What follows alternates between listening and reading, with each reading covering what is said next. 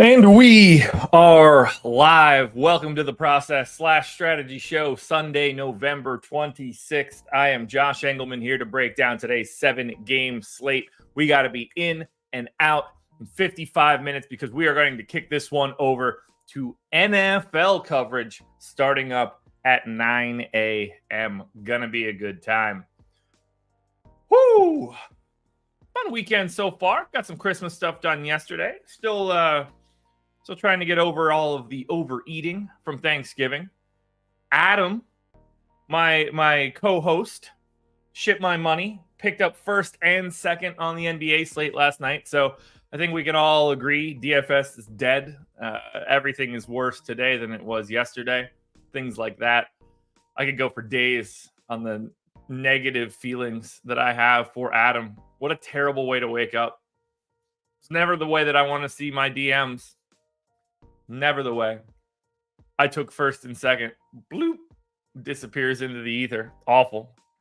Awful. Congrats to Adam for real, though. Always good to see. We don't have too much time to mess around here. And remember, we're not going through the rotations. We're just going to hit the deets for each and every team on this slate. So let's get it started as quickly as possible. I know we're not going to have a big crowd. Everybody wants to watch football. Those people are wrong. The NBA is way more interesting, but we'll let those dummies do whatever they want to do for NFL Sundays while we talk NBA. Hit the like button, subscribe to the channel, notification bell so you know when everything goes live. Follow me on Twitter at Josh Engleman. And the big one, here it comes. Whoop-pow. It's up on the screen right now. Promo code is SIMS. Get our SIMS tool 50% off for your first payment. If you're looking to get in the Sim streets, this is our Black Friday deal. And the big takeaway right now, you got to know this. It's important information, folks. This ends today. Tonight at midnight, you are done. If you do not take advantage of this Black Friday deal, it will go away. If you've been on the fence about signing up, getting projections and ownership and all the advanced data we have on the back end, plus the Sims tool for NBA or NFL, if you want this deal, you got to do it now. Otherwise, it's going away tonight at midnight. So come on in, click the link in the description, join us using the promo code SIMS. Here we are. Yeah. S&P. It's not great. It's not great. It would have been really cool if he more or less didn't have to win, but we'll take what we can get. We'll take what we can get. Let's get into it, though. Oops, I lost my overlay. Boop. There we go. Let's get into it now. I know I have Denver up on the screen, but we can change that quickly. And we will talk Atlanta Hawks, 7.5-point underdogs in Boston. Actually, I forgot to cheers, you guys. I do have coffee here. It is rise and grind time. Cheers, everybody. Hope you have some coffee as well.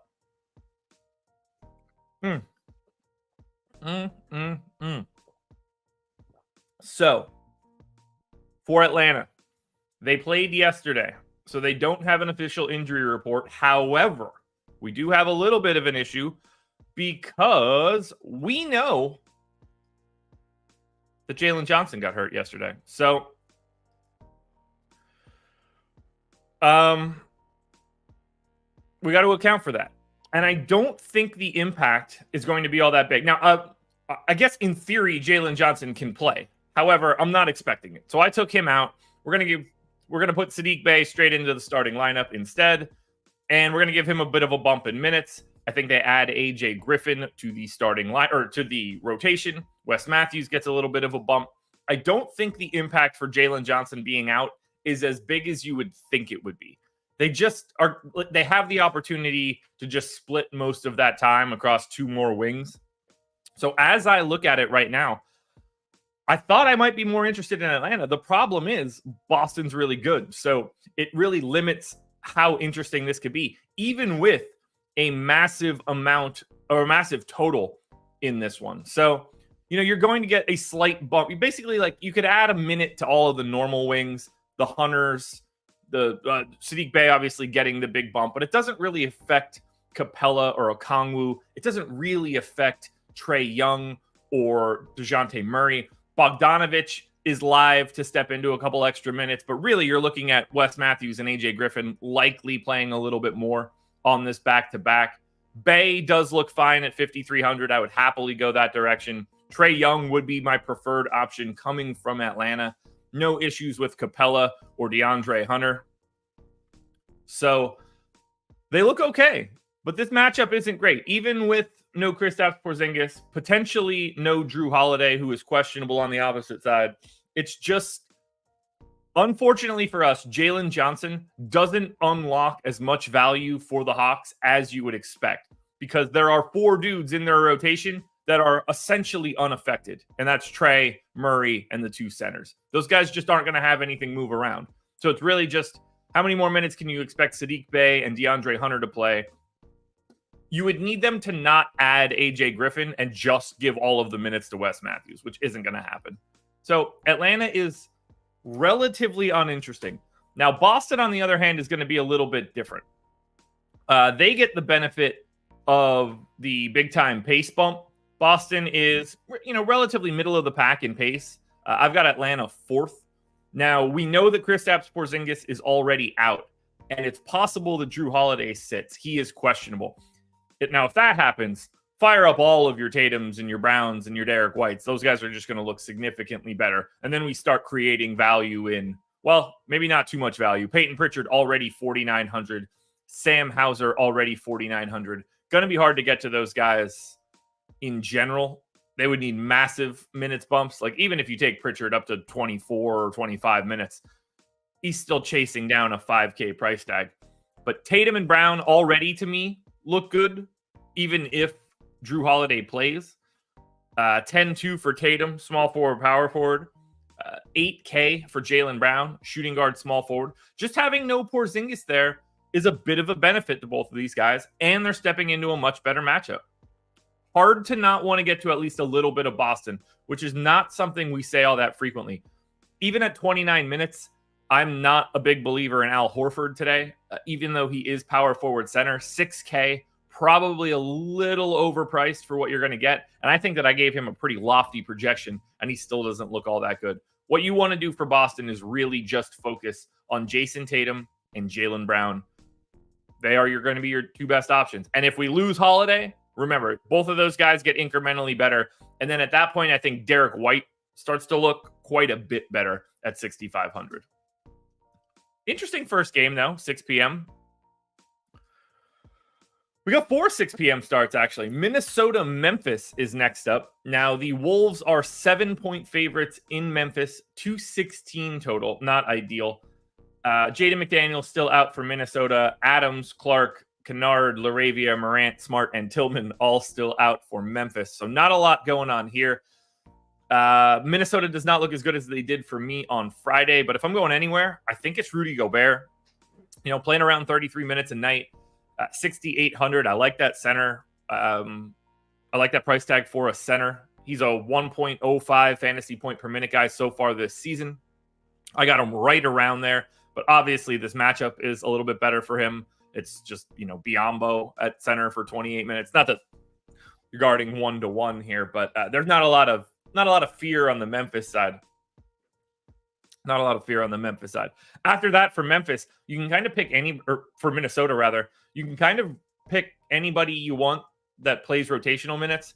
Edwards looks fine. Towns looks fine. Anderson, Conley, Reed, they all look fine.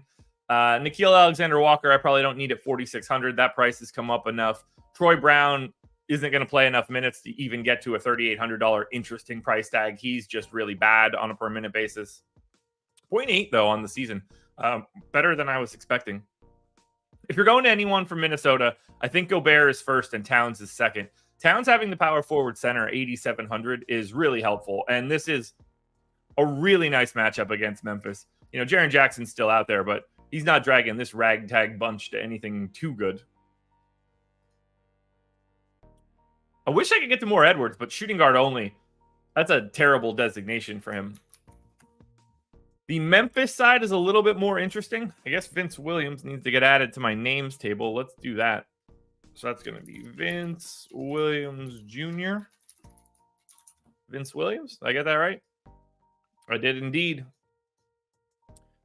8,400 for Bane, shooting guard, small forward. That's really not that bad. I mean, he's been 1.2 DraftKings points per minute on the season. You're getting that flexibility across both positions. Like, it's just easier to get to Desmond Bane than it is to get to Anthony Edwards. I think he's a better point per dollar play and has the best possible position. I also don't mind getting to $7,400 Jaren Jackson. You get power forward center. He's at 1.13 for this season. I think that is a benefit as well. $6,200 Santi Aldama is also there. He's small forward, power forward. He's been a little over a fantasy point per minute on the year. I got him basically on the dot at a fantasy point per minute.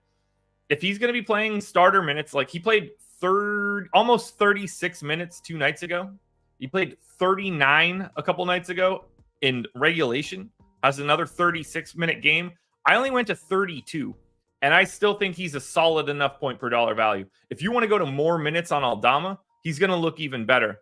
So the Memphis side of this game actually has a couple, I don't want to say standout options, but guys that are definitely ahead in the pecking order in comparison to Minnesota. And that would be Bane, Jackson, and Aldama. Not too much else that I would want here. I don't think there's enough minutes in Derrick Rose's body to be interesting, to be really interesting at 4K. You know, he'll probably be like 2, 3, 4, 5% owned. You can get away with it on a hot day, like if he's hot from the field, but I don't know if they're just going to let him rip. I don't know if they can do that. Played 21 and a half minutes 2 nights ago. I think that's about what you're going to get out of him unless he just stops caring and just wants to play more. After that, I don't really want to get to too much from Memphis. I think we're really just going to focus on Bane, Jackson, and Aldama.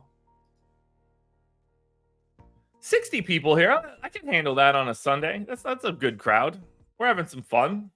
Just breaking down some basketball games. We don't normally have a strategy show. I wanted to start doing this one on Sunday, so now here we are. And I don't have to do it from the privacy of a bunk bedroom like I did last Sunday.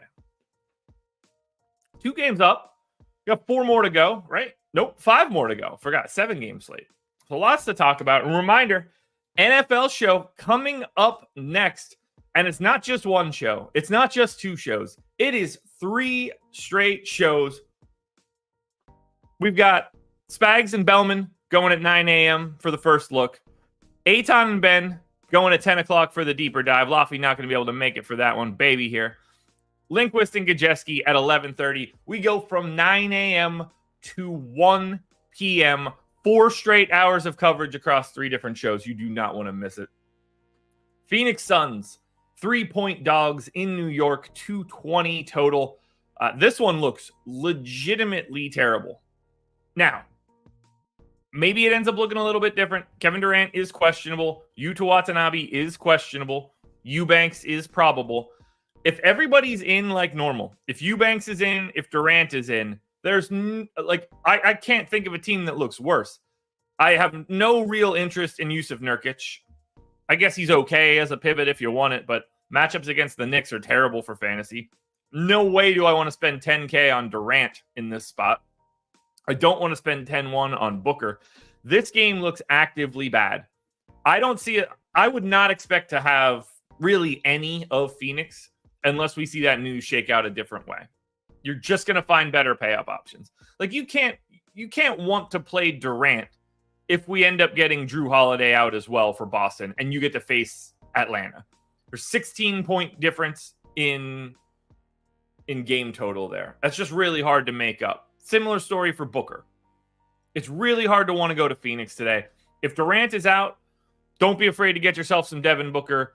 Keita Bates-Diop would probably get that start, play anything close to starter run would be great. The Watanabe minutes would be interesting depending on if he's in or not. I think he just kind of becomes Nas Little, so it's not all that crazy. I just don't like Phoenix. I'm going out and putting that firmly in my I'm not going to play these dudes unless something happens list. Knicks side.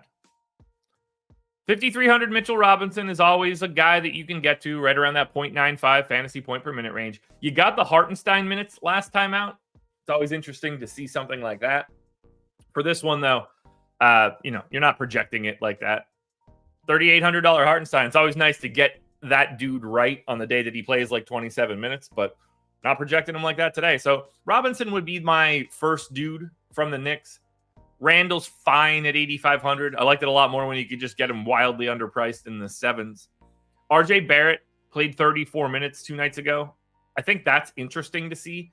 Just because he has that small forward, power forward designation, he becomes a little bit more interesting to play. Nothing too crazy. There are no priorities on the Knicks. There rarely are unless people are out. Like Brunson's fine at 8,100. These guys are filler. That's usually all they are unless you get one of those rotation pieces out. Otherwise, everybody's always just priced correctly because they don't deviate from their rotation at all.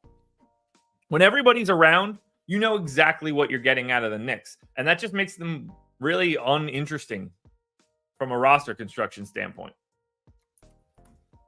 Now, we can go to Charlotte. That's going to be a little bit different. Talking about the Hornets is difficult here. We might have to dig into this one a little bit more. But, Cody Martin's still out. Nick Richards still out. However, Terry Rozier probable. PJ Washington probable. They're now getting all of their real dudes back. And that really does complicate the rotation because we don't totally know what's going to happen with minutes here. You assume Terry Rozier just goes back to like comparable minutes that he had before. But what does that do to Brandon Miller or Gordon Hayward? How does PJ Washington fit into this? Is he just the backup center? Could be. 6,400, so it really doesn't matter. I actually want to make a small adjustment to those minutes and get PJ Washington a couple more. Didn't realize that I didn't do that. I never finished off his minutes. There we go. That looks a lot better. Not that it matters. You're not playing PJ Washington today at 6,400. I don't think you're playing Terry Rozier at 7K because we don't know how much he can play. Miles Bridges is already 7,500. Absolutely playable at, somewhere in that fantasy point per minute range to maybe a little bit better. LaMelo at 10-3, like bringing Rozier back feels like the wrong time to get to LaMelo. Mark Williams has been playing more minutes. I don't hate the idea of going there, but his offensive touches are going to look a little bit different with Rozier back. I have a hard time believing you can prioritize something from Charlotte with Rozier back for this game. I think that gets a little tricky. If you're going anywhere, I think it's Bridges, Ball, and Williams. Could Brandon Miller just fall into a bunch of minutes? Sure. I don't think you can get to Gordon Hayward realistically. I think this team's going to have a lot of trouble figuring out who's taking the shots between Rozier, Washington, Bridges, Ball, Hayward, and Miller. It's a lot of guys that are going to be like, also want to shoot on their own. I don't love it for Charlotte. And I normally like rostering the Hornets. The Orlando side, though, they get to face Charlotte. And that kind of makes everybody interesting. $7,600 Paolo Banchero. Now, he's only power forward eligible, but he is the best play here from Orlando. 1.12 fantasy points per minute on the season. I got him a little bit better than that just from facing a Charlotte defense and playing more at a Charlotte pace. But Mo Wagner, even for 5K as the backup center, there's something there on a point per dollar basis. Goga at 5,200, same sort of deal, but being center only makes it a little bit more difficult. That's why you're probably going to like a Mitchell Robinson in that case. $5,500 for Suggs, 7K for Franz Wagner, small forward only. Cole Anthony at 5,900. He's playing like 26 minutes a night, around that fantasy point to 1.1 guy. Anthony, Franz, Goga, Suggs, Mo Wagner, Paolo Banchero. These guys are all viable. But I do think the $7,600 Paolo Banchero is the guy that stands out the most. We have not really talked too much about Paolo Banchero this season from a DFS perspective.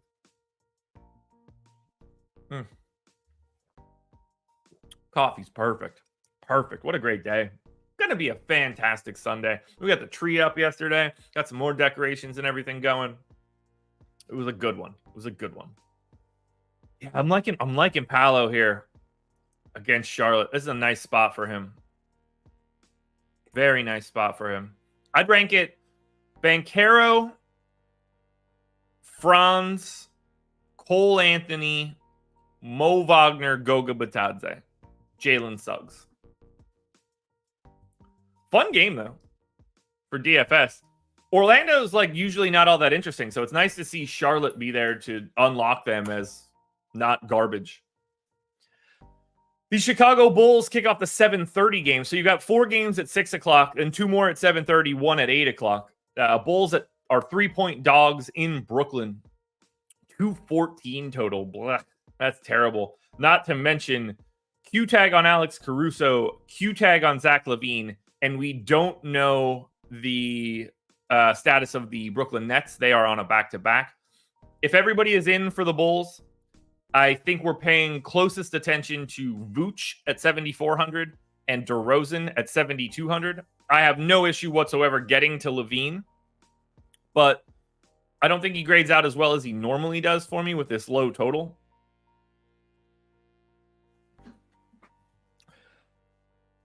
S&P, I think it's even crazier that they have like a top 5 defense without Wendell Carter Jr. for half of this. That's the piece that's been really wild to me.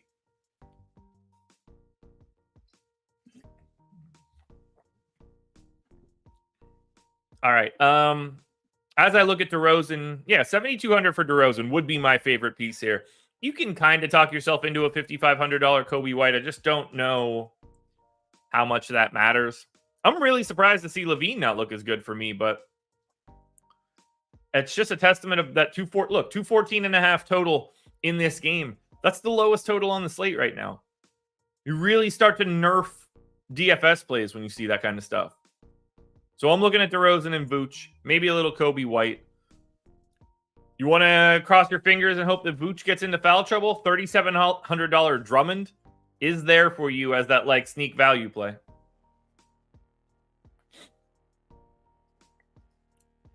We go to Brooklyn. Reminder, we have no idea what this team is actually going to look like on the back-to-back. We've got Nick Claxton at 6,200 center only. We've got Dorian Finney-Smith, $4,700 power forward center. Like, is Dorian Finney-Smith the best option from the Nets? Kind of. Cam Johnson, 6K, power forward only. If he had small forward, power forward, I would say, like, go out of your way to get some Cam Johnson today in this spot. But he doesn't. So he's just a little bit more limiting. A little bit more limiting. But those are the 3 guys you're looking at.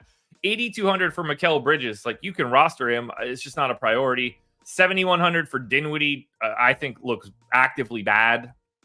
Royce O'Neal is, like, pretty meh.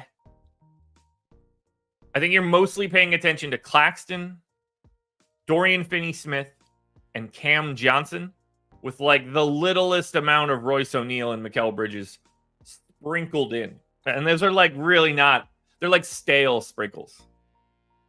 It's not fun. 8:25 a.m. We've got 83 people in here. Hit that like button if you haven't done it yet. I do want to mention, it's the Stochastic Sims tool, not the only tool we have for a Black Friday deal. You could also, get Odds Shopper. Go to oddshopper.com or click the link in the description. Promo code is Black Friday, one big word, 50% off your first payment.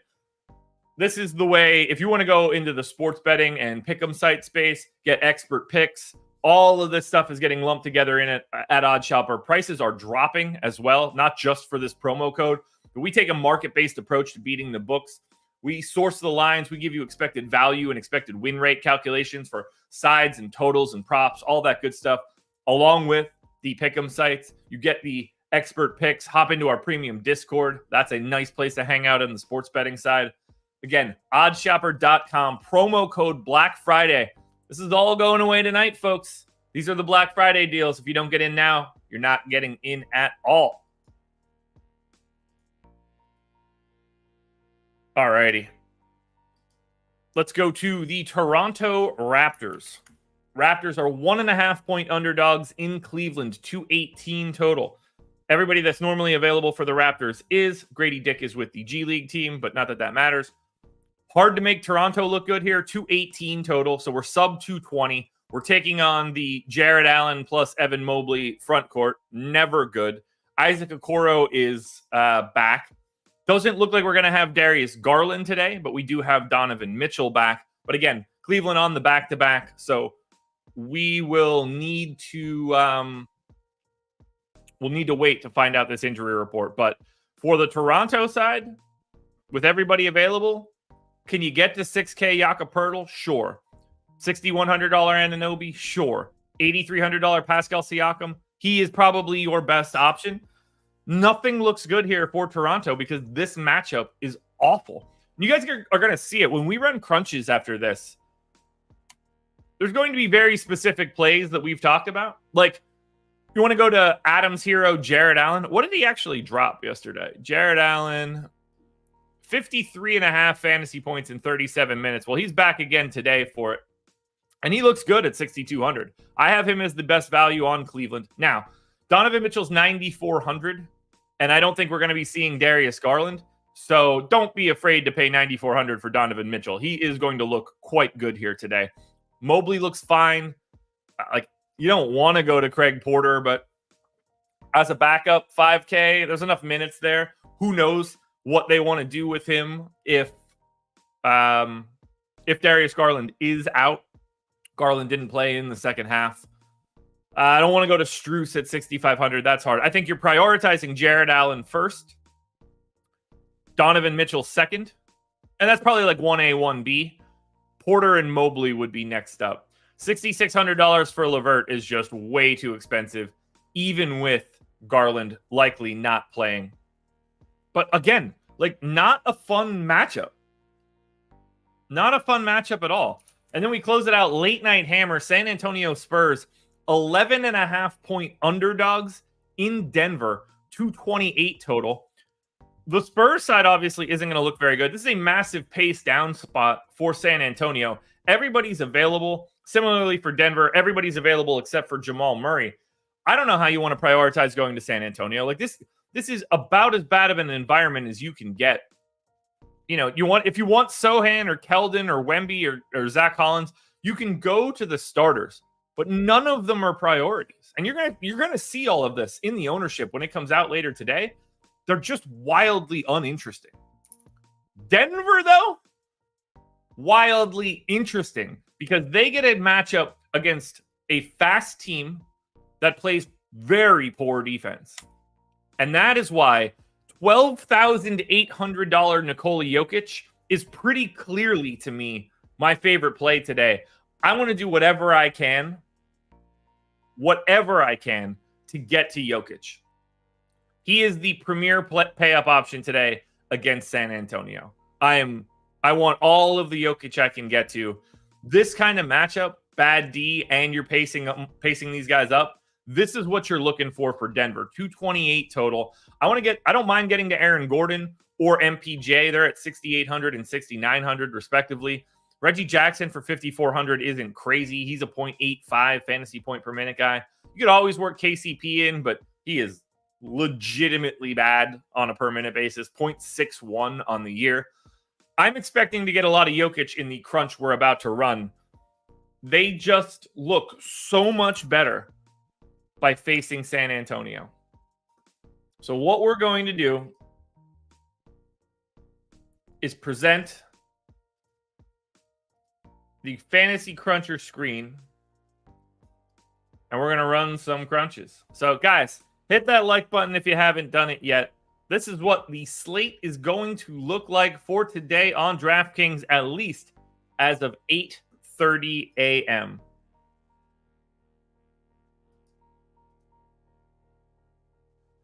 All right, first one up. Optimal lineups on DraftKings to start the day. What do we see? I hope it's Jokic. I expect it to be Jokic. No Jokic. Jared Allen, too good of a value. Same for Mitchell Robinson. We'll see what he looks like when we start casting a wider net. Derrick Rose in the optimal, 259.6.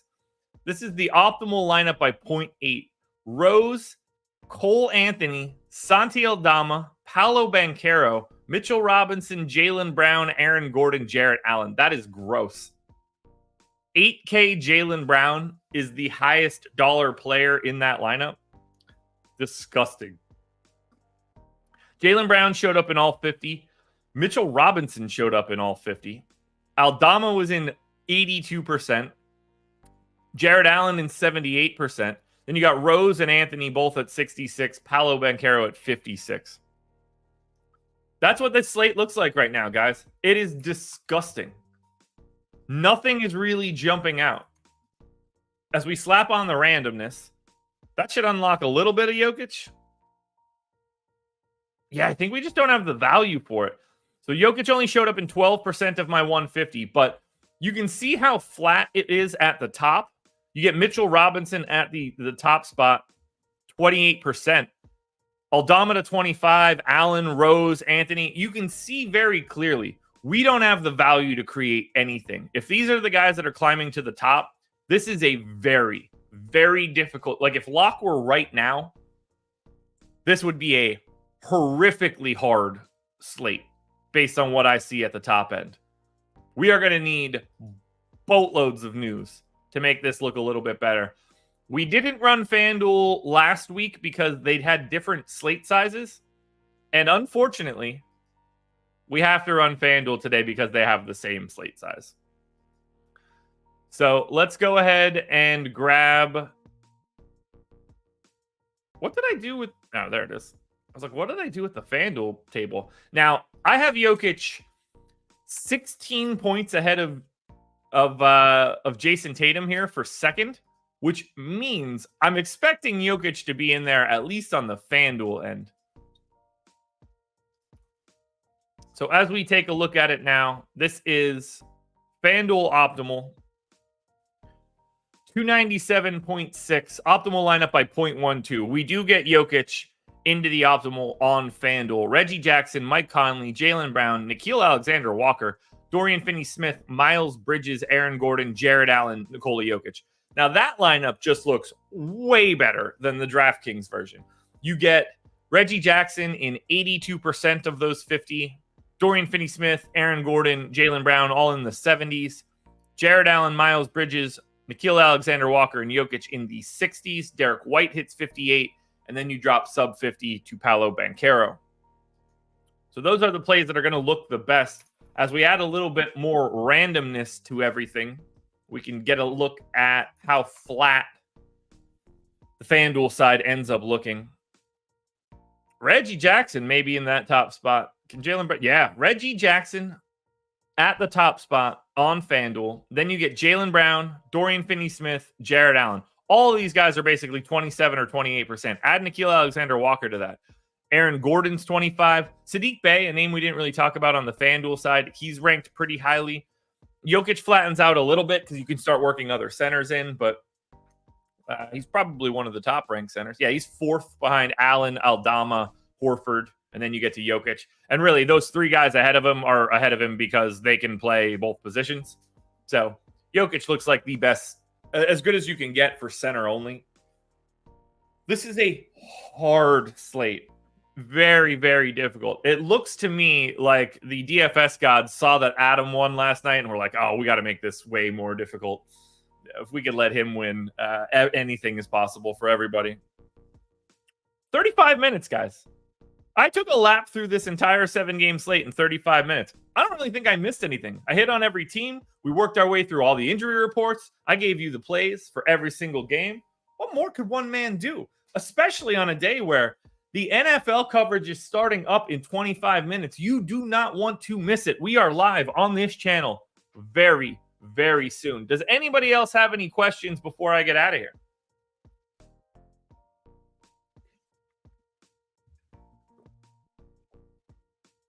Hit me with them if you got them. Thank you, Honey Badger Daily, for being here. Dr. DFS, thank you as well. Feels like we're getting out of here.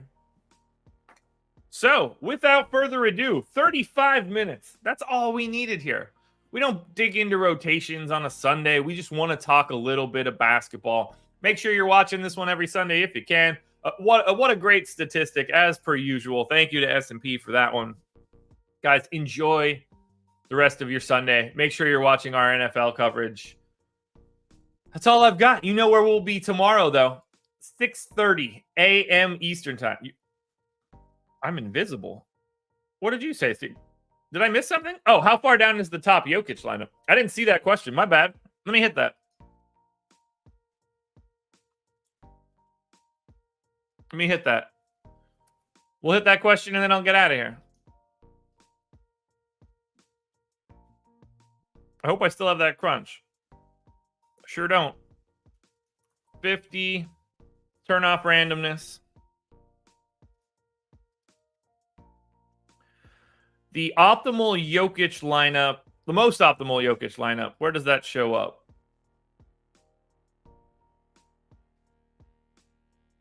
Not in the top 50?